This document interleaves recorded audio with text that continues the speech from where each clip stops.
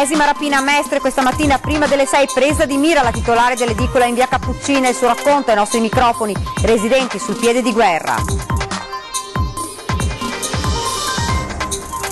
No allo spaccio al degrado, come avevano annunciato nel pomeriggio i commercianti stranieri e italiani di via Trento si sono uniti in segno di protesta chiudendo i loro negozi. Ciro Esposito si è avvalso della facoltà di non rispondere davanti al giudice, il suo legale paragona la vicenda a quella di Oscar Pistorius. Aggredito da un profugo, un poliziotto è finito in ospedale con una prognosi di 30 giorni, è caduto a Chioggia la rabbia dei sindacati. Preoccupazione della CGA di Mestre sull'andamento del tavolo romano per l'autonomia del Veneto. Gli artigiani chiedono a Zaia di non firmare al buio, lui replica: non lo faremo.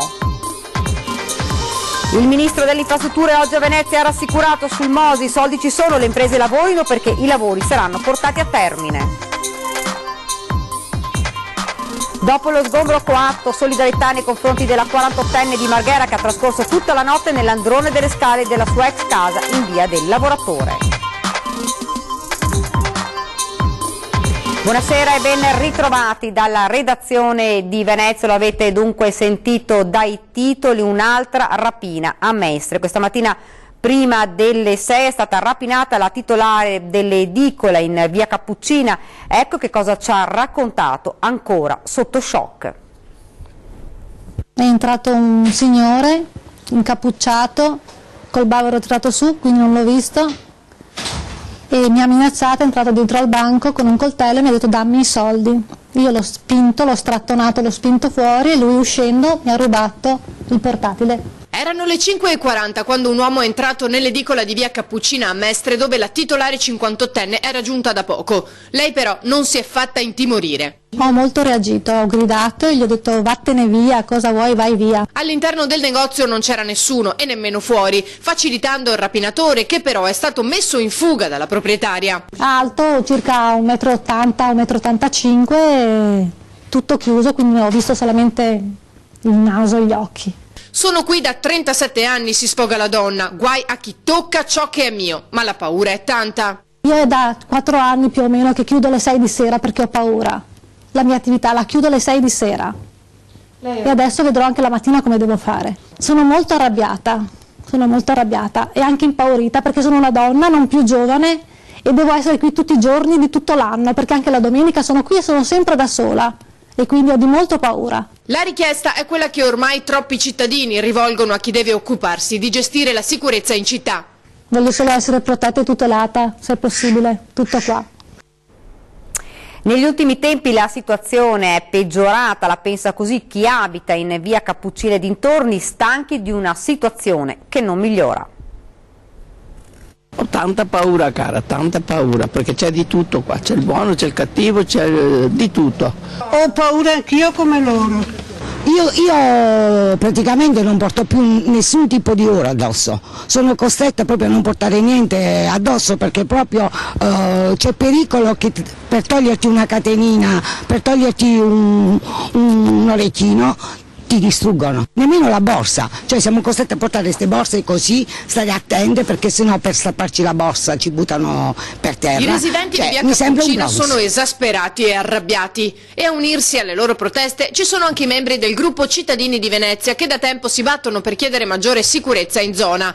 Dopo numerosi confronti con l'amministrazione, commentano, non è ancora stato fatto nulla per tentare di cambiare questa situazione, nonostante avessero promesso il contrario. Oltretutto, continuano, nelle ultime settimane è nettamente peggiorata, con gente nuova che si è conquistata al mercato. Noi siamo costretti a rimanere in casa, la sera verso le 6:30 noi non usciamo più, adesso che è buio ancora prima, la mattina siamo costretti a fare tutto quello che dobbiamo fare in un giorno perché il pomeriggio ci stanno solo spacciatori, noi stiamo subendo, il sindaco ci aveva promesso, specialmente durante la campagna elettorale, che avrebbe dato più possibilità alle donne di muoversi, di essere più libere. Non è cambiato assolutamente niente, qua è solo peggiorato. No allo spaccio e al degrado. Come avevano annunciato nel pomeriggio, stranieri italiani si sono uniti in segno di protesta chiudendo i loro negozi. Vediamo.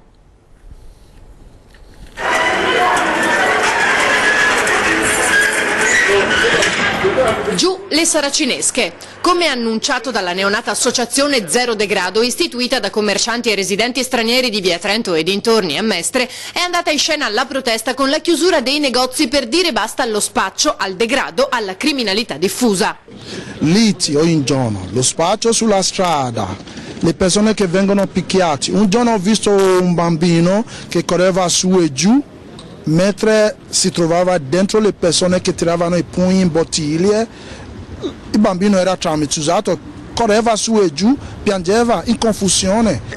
Qua sempre vedo di tutti quanti vendere di droghe, però non vuole lui fare queste cose, sempre fa casino, vedo di sempre sentire male. Siamo venuti fuori apposta, chiudiamo e manifestiamo, facciamo vedere agli italiani che anche noi siamo qua contro questo degrado, diciamo. Una protesta che ha visto tutti uniti, italiani e stranieri, impauriti ma soprattutto stanchi di doversi scontrare con una situazione giunta al limite. Io mi auguro che questa iniziativa abbia davvero seguito, e perché abbia seguito c'è solo una possibilità, quella di pretendere di ottenere il DASPO urbano. Bisogna allontanare fisicamente i soggetti che qua spacciano. Non è possibile che adesso tutto funzioni per 2 ore e poi torni tutto come prima. Da qua lo spaccio se ne deve andare. Vogliamo più controllo in presidio 24/24 finché la zona è tranquilla, che le persone dormono nelle loro case, i bambini crescono in maniera civile, perché se i bambini in questa zona crescono così diventano cattivi. Secondo me sarebbe di impegnare alcuni di questi ragazzi per svolgere alcuni lavori socialmente utili, anche non retribuiti, farli avere un impegno, perché la maggioranza di questi ragazzi qua non sono spacciatori nati, oppure non so come posso descriverlo, sono stati trascinati da alcuni che sono proprio potenziali spacciatori. Continuiamo con la cronaca. Mentre i carabinieri indagano su un possibile coinvolgimento di Gritti ed Esposito sulle ultime rapine nei supermercati veneziani, il presunto assassino sceglie la strada del silenzio. Durante l'udienza di convalida si è avvalso della facoltà di non rispondere Ciro Esposito, il 49enne arrestato per l'omicidio dell'amico 47enne Ivano Gritti, colpito da un proiettile all'occhio sparato dal portoncino chiuso dell'abitazione in Calle delle Chiovere a Venezia. Secondo il suo avvocato difensore, Claudio Beltrame, serve tempo per avere un quadro chiaro della vicenda. Il mio assistito è distrutto, commenta, perché è consapevole di aver ucciso un amico. Ci sono molti parallelismi con una vicenda ben più nota, quella di Oscar Pistorius, conclude l'avvocato. Mentre il giudice non ha ancora deciso sulla convalida dell'arresto, che però dovrebbe arrivare venerdì. Nel frattempo continuano le indagini dei carabinieri intervenuti la notte dell'omicidio per capire se ci sia un eventuale coinvolgimento di Esposito e Gritti con le 3 rapine a mano armata messe a segno ultimamente nei supermercati del centro storico. Una dipendente infatti avrebbe riconosciuto Esposito nella foto pubblicata dalla Stampa.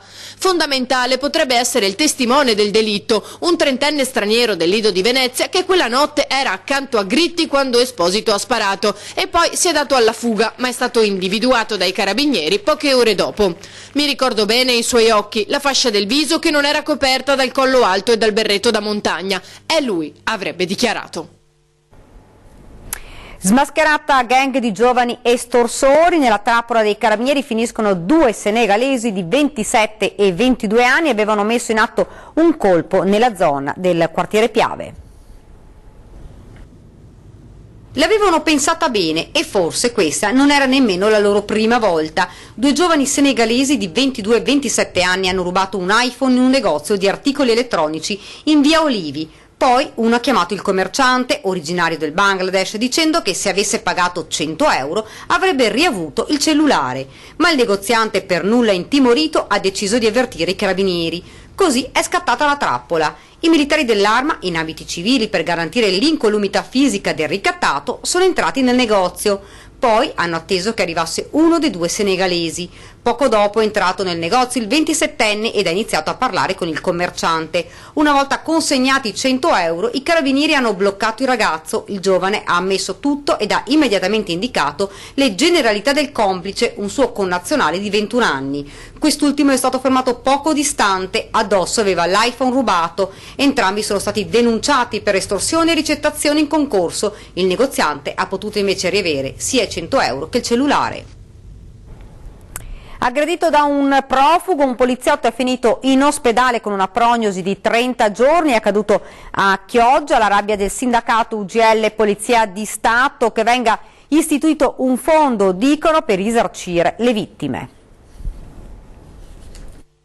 Colpito più volte da un richiedente asilo, è finito in ospedale un poliziotto, la prognosi di 30 giorni e probabilmente dovrà sottoporsi ad un intervento chirurgico per una lussazione alla clavicola. Il fatto è accaduto a Chioggia. A scatenare l'ira del profugo un normale controllo. Gli agenti hanno chiesto i documenti ad un gruppo di giovani, qualcuno è riuscito a scappare, altri si sono rifiutati di identificarsi e salire sulla volante.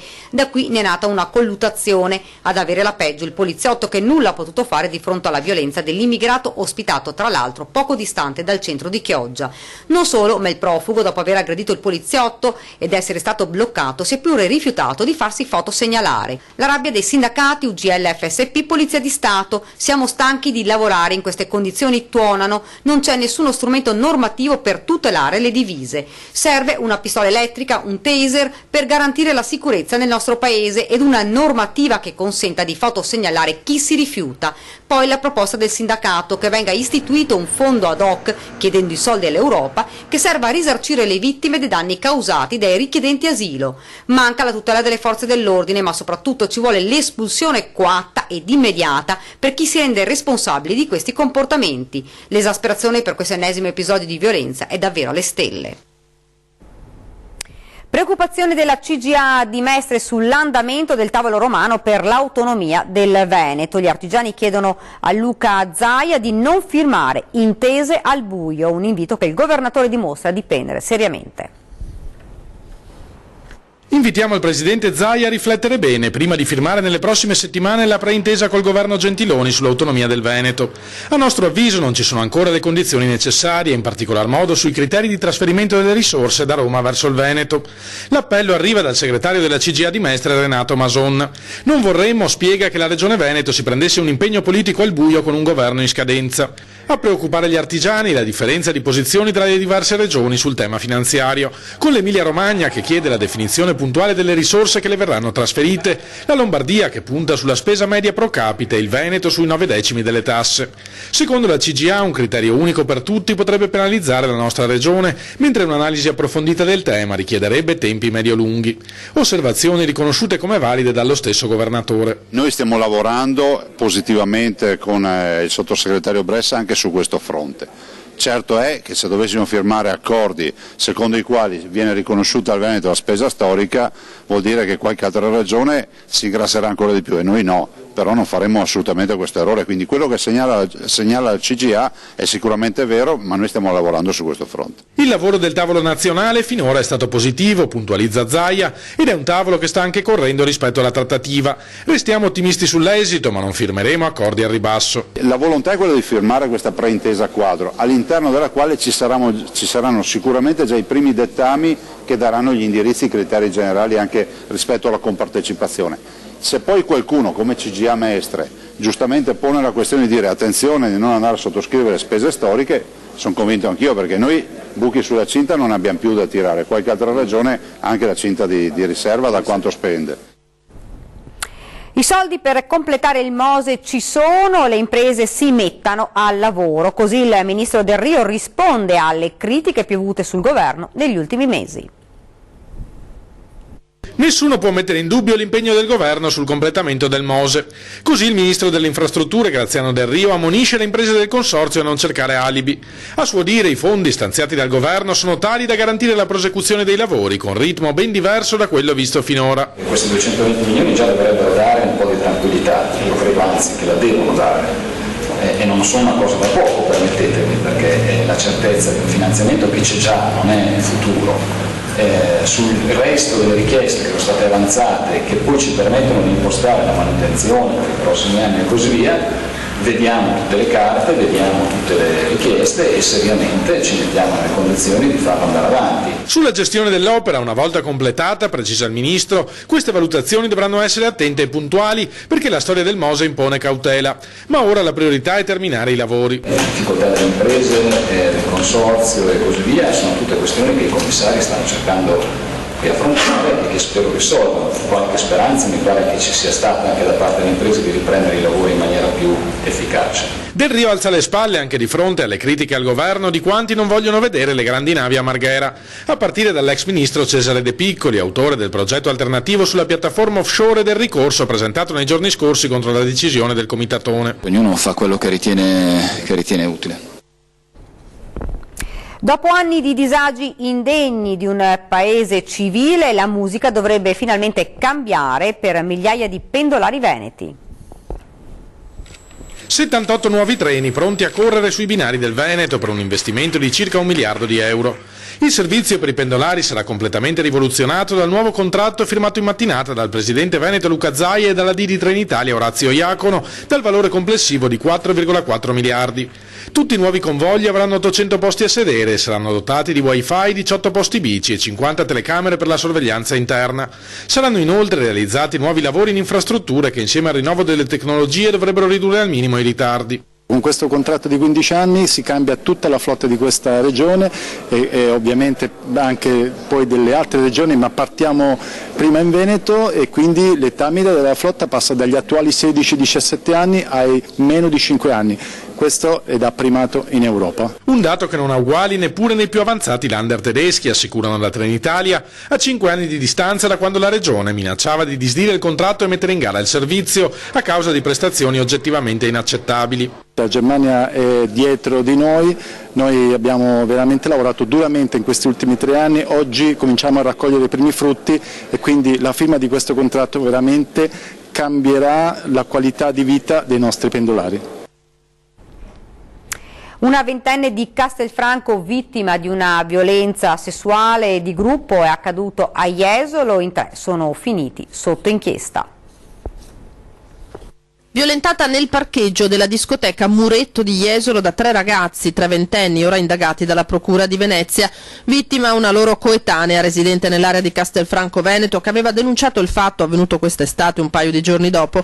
Violenza sessuale di gruppo, la pesante accusa a cui i 3 rischiano di dover rispondere. La ragazza ha raccontato di essersi appartata in auto con uno di loro, un giovane di Mestre conosciuto la sera stessa, che però a un certo punto sarebbe sceso dalla vettura allontanandosi e sul mezzo sarebbero saliti altri 2 giovani che avrebbero abusato della ragazza. Il difensore del primo giovane, l'unico che finora ha accettato di rispondere alle domande degli inquirenti, punta a chiedere l'archiviazione della posizione del suo assistito perché, come confermato dalla vittima, lo scambio con lui era stato consenziente e non era presente alla successiva violenza. Ma la procura prosegue gli accertamenti. Tutti e 3 sono sotto inchiesta per violenza sessuale di gruppo. Bene, ora ci fermiamo per una piccola pausa pubblicitaria.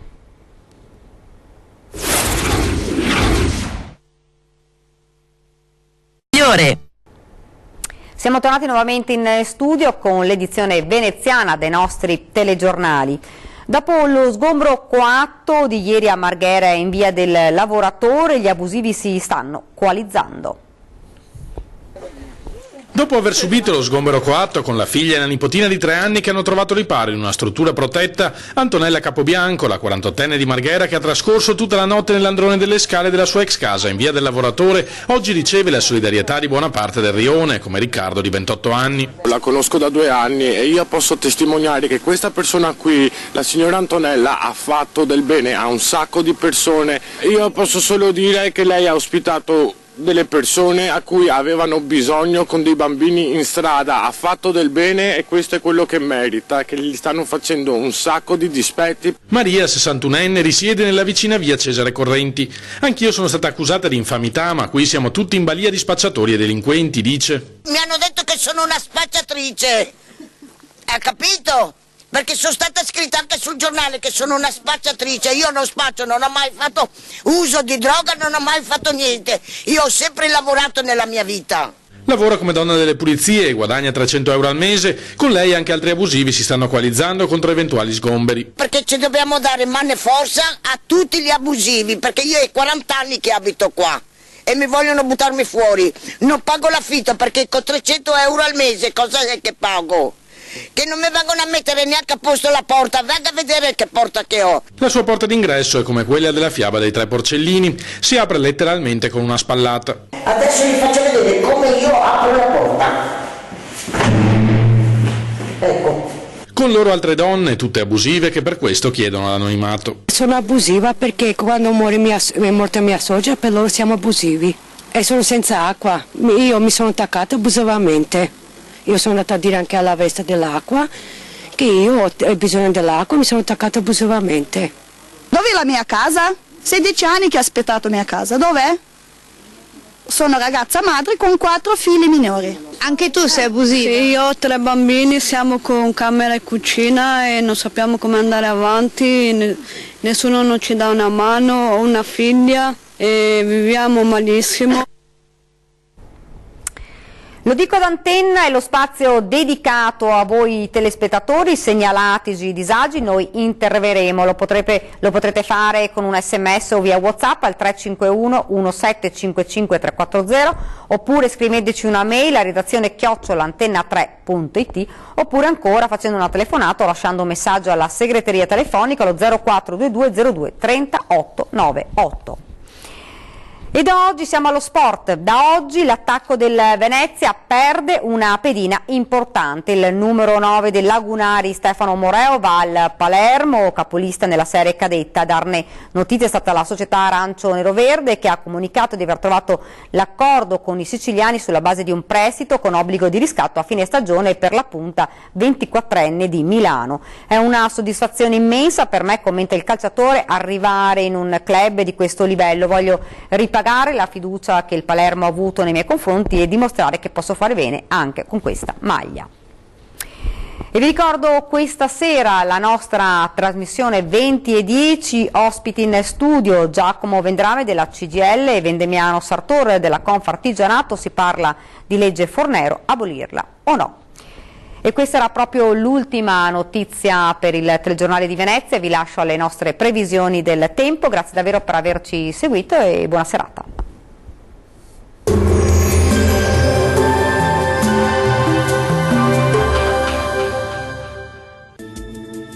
Ben ritrovati a un nuovo aggiornamento meteo. Bel tempo sulle nostre regioni, sarà infatti per lo più soleggiato un po' ovunque ma con locali e innocui addensamenti. Vediamo la situazione nel dettaglio.